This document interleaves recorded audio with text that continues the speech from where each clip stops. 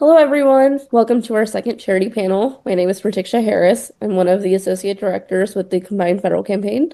Today, I'm excited to be joined by four of our wonderful participating charities who were selected at random to share a bit about the incredible work that they do.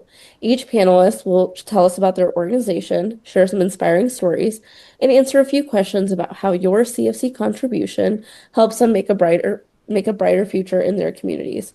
So let's get started. Our first panelist is Miss Lorraine Taylor, representing 1,000 Mothers to Prevent Domestic Violence. Hi, Miss Taylor. Thank you for joining us today.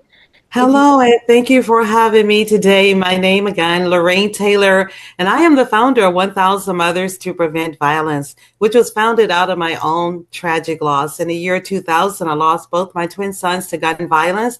And when my doctor told me, "You cannot do mental health, Mrs. Taylor, why? You are depressed," I said, "I will work if I have to work for free." So I started 1000 Mothers to Prevent Violence. We provide hope, help, and healing to families and friends impacted by gun violence like myself. Wow, thank you so much for sharing that very personal message with us. We really appreciate you being here today. Thank you. Next up, we have Mr. Jeffrey Brown, representing United Way of National Capital Area. Thank you so much for being here today. If you could please share a little bit about yourself and your organization, we'd really appreciate it. Well, first off, thank you very much for using that picture from a few years ago where I have much more hair on my head.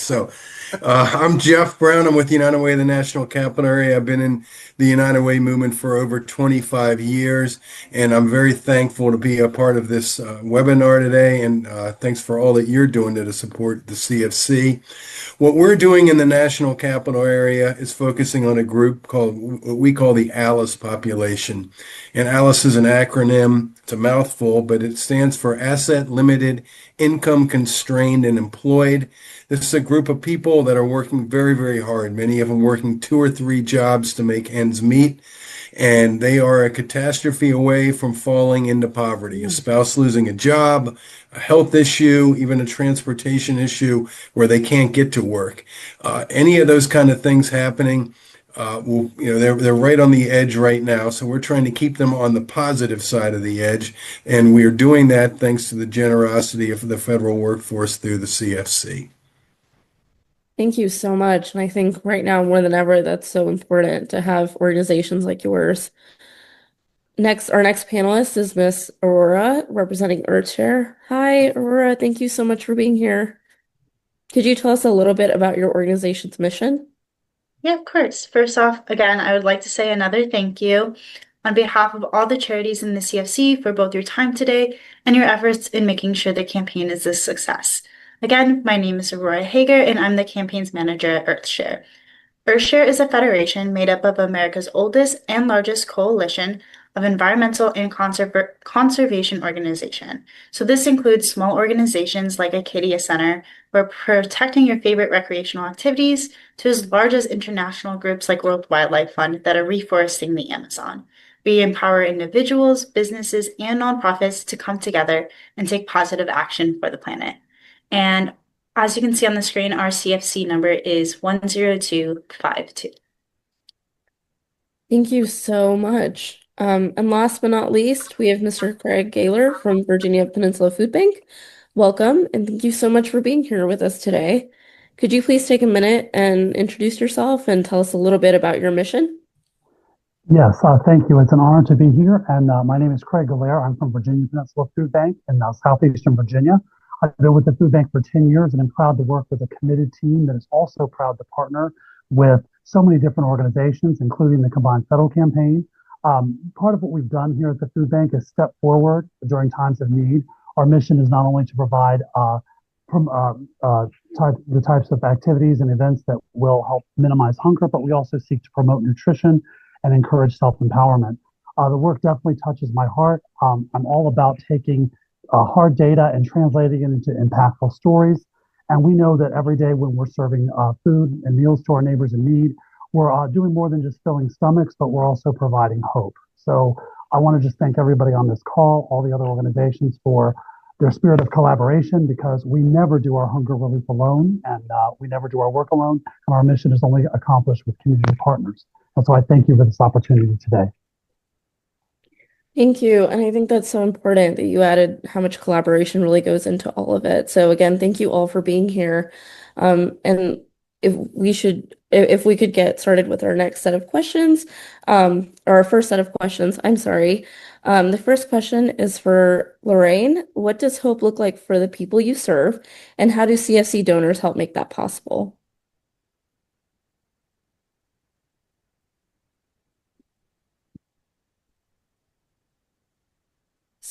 Ma'am, I'm sorry, you're on mute.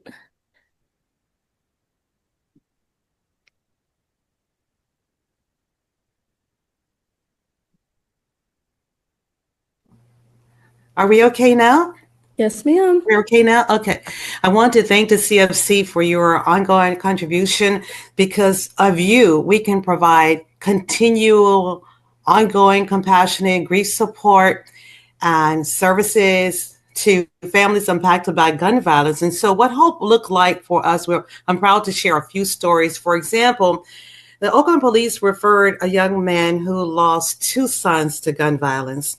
And that first meeting lasted 4 hours. This young man was ready to take the law into his own hands. He was angry, and hurting, just completely broken. However, Bobby now works with 1,000 Mothers to Prevent Violence. He provides security at our events. We have an event coming up called the Purple Gala. We do the Walk for Healing. He's there helping. He's turned his pain into passion, like most of our families that we work with. Also, Ashanti, who lost her daughter to street violence, Ashanti is now swimming the ocean, and she's helping with 1,000 Mothers to meet with other mothers who lost children to gun violence. Ashanti is a teacher in the Oakland School District, and she has been a regular participant in our grief support group. That is what hope looked like in our organization. And because of the Combined Federal Campaign and your donations, we can continue to provide hope, help, and healing to families impacted by gun violence. I think I had a little more written down, but I think I said it. I think I said it all. What does hope, help, and healing look like with our organization? And there was another question. Would you like for me to address that now or later? We will get to that question in the next round of questions. But I Okay. just wanted to add, you're not just impacting the individual, but it really sounds like you're impacting generations and the entire community when helping one person. So I just wanted to say thank you for sharing those stories with us today. Yes, there is one more I would like to mention. Our children, we had a group called Project Smart. All 12 of the children, since the last 10 years we've been working with them, are doing well. Two are getting ready to graduate. The majority have graduated, and some are in college. So I wanted to That's just share that. amazing. Thank you. That's amazing. Thank you. And next up, Mr. Brown, if you could tell us about a moment when your organization changed someone's life and what that experience meant to you or your team personally. Yeah, I'd be happy to. As I mentioned, we focus on the Alice population, and we focus on three major parts of it: financial opportunity, health, and education. And I'll give you a really quick example when it comes to education. We focus on middle schools, and we put in additional faculty into these schools to be not only an extra set of eyes and ears for the students and to be mentors for them, but also to be an extra set of eyes and ears for the teachers and the staff. If a kid is not succeeding, we want to know why and how we can help them turn things around. And at one of the schools, we identified about 50 kids who were not doing well, and we thought that was because they didn't really have good vision. They couldn't see the chalkboard, they couldn't see monitors well. So we had these 50 kids one day come out during school in the morning to the front of the school, and we had a big bus, an RV parked out there.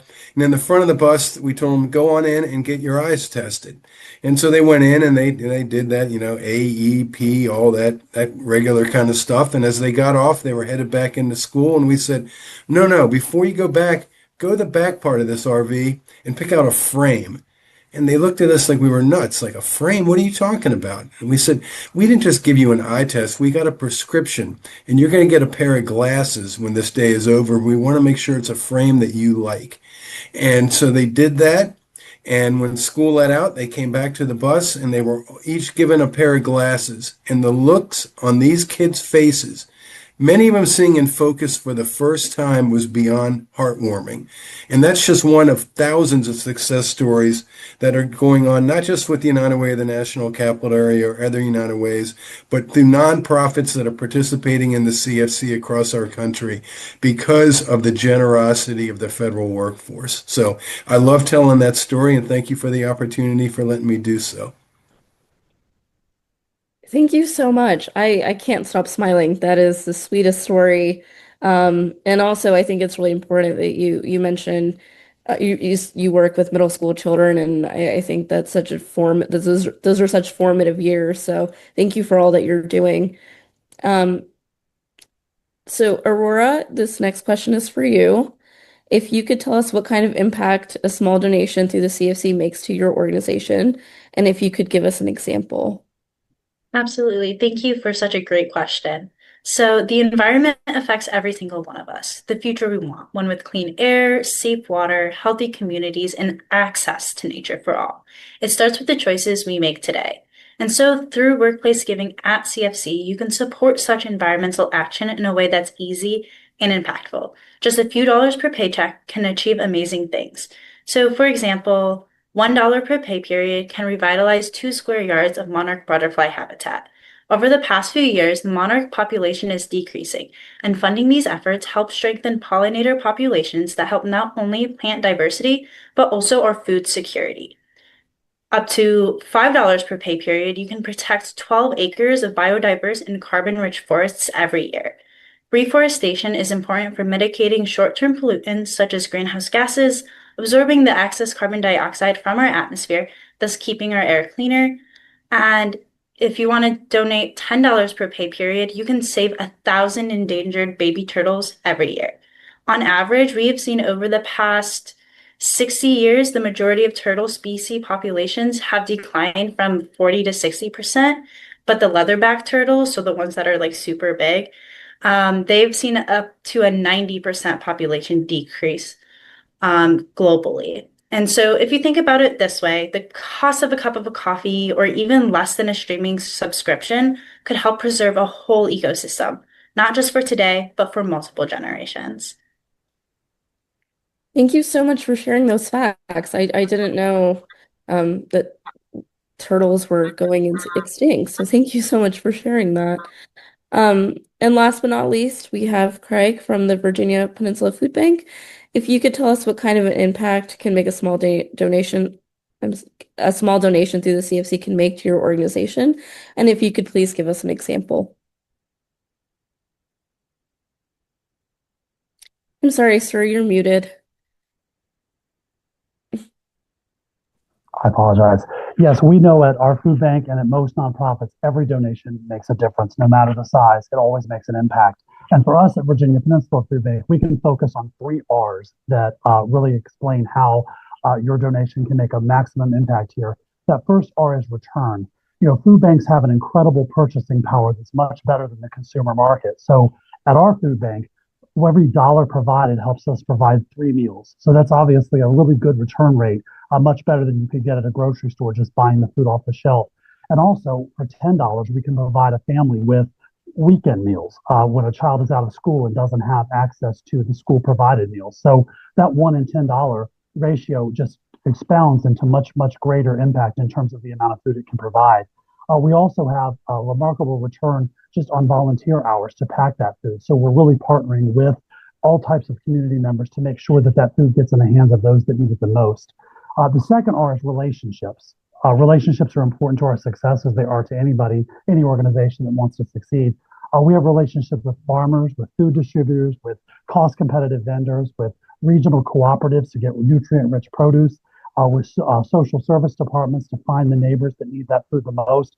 And so you can be sure that when you're donating a donation to the food bank, making a contribution, that we're finding the ways to get the best quality food but we're also finding a way to put directly into the neighbors who need it the most. So we're always leveraging those relationships to make sure that every donation is maximized. And then finally, the final R is reach.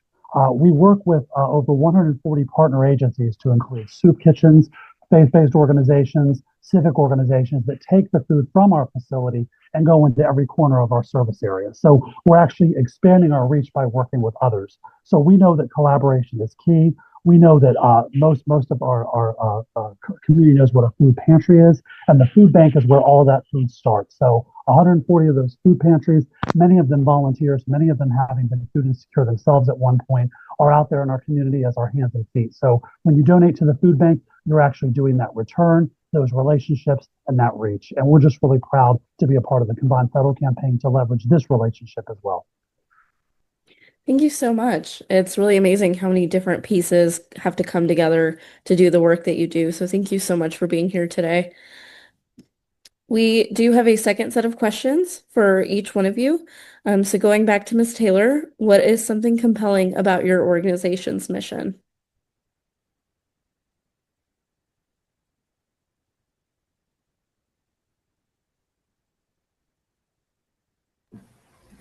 Okay, what is compelling about 1,000 Mothers to Prevent Violence mission is that the mission was born out of lived experiences, my own experience. And of course, the programs that we provide include a co-grief support group, so bi-monthly grief support group organized to create a safe environment for community residents, regardless of race, color, or religious affiliation, to share and to meet other homicide victim survivors.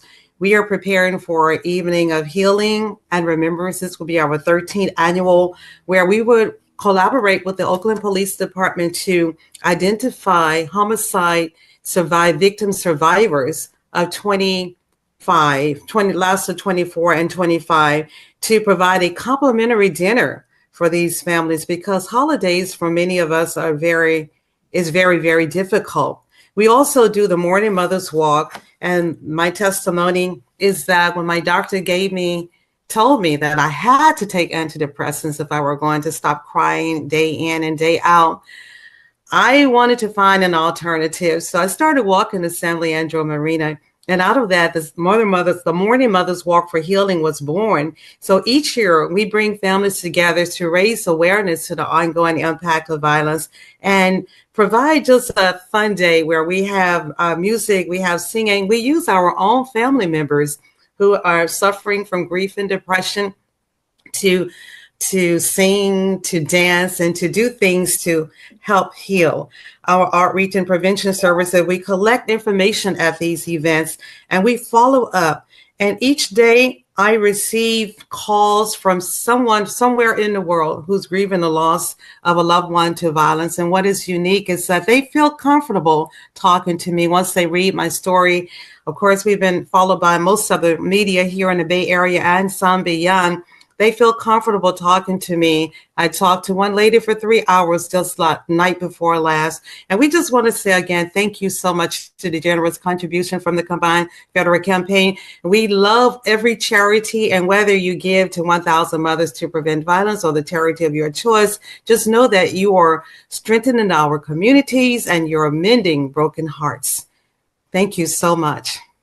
Thank you so much. That's so beautiful how much healing and just love you're bringing into your community. Thank you. Next up, we have a question for Mr. Jeffrey Brown. What's something you wish more people understood about your cause, and how does your organization help bring awareness to this? Certainly. As I mentioned, we focus on the ALICE population, those people that are working multiple jobs, trying to make ends meet. And I talked about education a little earlier. Financial opportunity is another thing that I don't think a lot of people realize that we have our fingers in. We have financial empowerment centers set up across the DC region, and initially they were created to let the ALICE population learn about financial literacy, how to open up a checking account, how to save some money, how to create a family budget. And we still do those services there. but we've really expanded, especially during current situations where people are furloughed or have been laid off or fired from federal jobs, and then the domino effect that's caused for contractors and others. So to help ensure that no one has to face this crisis alone, we've expanded the emergency support offered through our FECs, which include free financial counseling, critical credit and debt management, workforce development programs, and housing stability resources. It's The United Way has been around a long time, and we do a lot of different work, and it's always a wonderful opportunity to be able to let people know just what we're doing and explain the United Way movement a little more. So thanks once again. Thank you. That's amazing. Thank you so much. Aurora, what is one of the most significant challenges your charity is currently facing, and how does the CFC help? Thank you. As you know, our communities face a wide range of environmental challenges every day. Earthshare represents a diverse network of nonprofits working across the environmental space, and today we're focusing on one issue that touches everyone: green spaces. So why green spaces? Because access to nature isn't a luxury, it's a basic human need. Green spaces are the parks we play in, the trails we hike, the quiet corners of nature where we breathe just a little easier. They range from vast national treasures like Yellowstone to small community gardens and green rooftops. No matter the size, they serve the same purpose: connecting us to the world around us and to each other. These spaces are vital to our physical and mental health, support agriculture and recreation, and help mitigate environmental-related impacts. Yet, despite their importance, green spaces are disappearing. The United States loses about 6,000 acres of open green space every single day to urban development.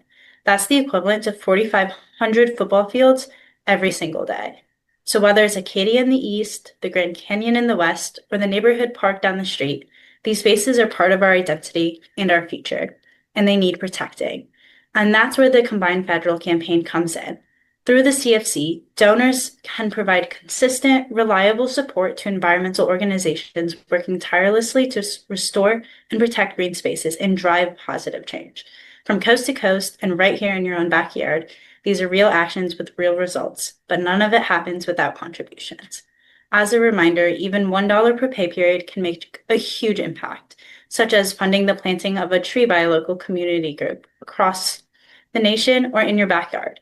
Your individual actions can make a meaningful impact for all. Thank you. That's so important. We only have this one planet, so thank you for all the work that you're doing. And lastly, we have one final question for Craig from the Virginia Peninsula Food Bank. What's something you wish more people understood about your cause, and how does your organization bring awareness to this? Yes, that's a great question. And what I wish more people knew is that there's no one face of hunger.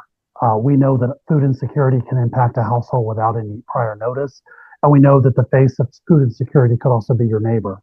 And that can be very humbling, but it also can be very hopeful because it tells our neighbors that are struggling with food insecurity that they're not alone. There are a lot of myths about hunger, and one of them is that most people that are experiencing hunger do not have a permanent residence and are unhoused. And about 95% of every neighbor that we see has a residence, and over half of them have some form of employment. And for some neighbors, being food insecure simply means that they don't have access to nutritious food. So they're choosing really processed, sugary options instead because that will stretch their limited budgets farther. So sometimes food insecurity is nutrition insecurity. So right now, we're finding that our neighbors are just experiencing challenging times, and they're making impossible choices between food and medicine, food and utilities, food and transportation, food and rent, just to keep a roof over their head. And we know that oftentimes when they're making those choices, it's food that takes the back burner, and people will skip meals or purchase less nutritious items in order to stretch their budgets farther. I remember Gabrielle, a mother who came to us recently, and she had hurt her back early on in her job and just needed food assistance until she could heal and until she could return back to full-time employment. So it was just a temporary thing for her, but we were able to provide her with that support so that she and her family did not go hungry during a challenging time. So the way that we kind of bring awareness to this is we do ethical storytelling. We tell the story of our neighbors, of our partners in a way that gives them dignity and respect. And we also provide them with a dignified, a private, a discreet food distribution experience, because many of our neighbors say that the most common phrase that a food banker might hear is thank you. And many of our neighbors tell us thank you. But the second most common phrase is I never thought I would be here.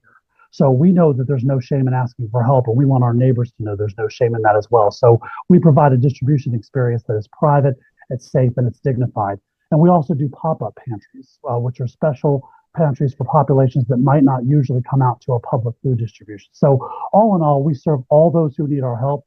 There is no one face of food insecurity, but we're all about telling that story. And when you donate through the Combined Federal Campaign, you are also an important part of that story in nourishing our neighbors and giving them hope. So just thank you for your time today.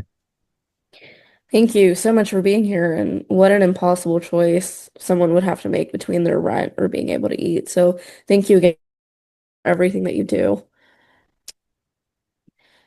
And so lastly, I just wanted to say a big thank you to all of our panelists today. Thank you so much for being here. I want to apologize again for the little bit of confusion with the time and the email traffic getting lost. But thank you for the incredible work that you do in your communities and for taking the time to share that with us today. It's truly inspiring to see the difference that each of you make and how interconnected it all is. Through the Combined Federal Campaign, which helps make that possible. I just wanted to add that these charities are part of a group of over 4,000 vetted and worthwhile organizations participating in the CFC, and you can learn more about them by visiting the charity search at cfcgiving.opm.gov/offerings, or check out our videos in the virtual charity fair to find the organizations whose missions resonate most with you at givecfc.org. And just again, I wanted to say thank you to our lovely panelists today, and their contact information is right here. Thank you.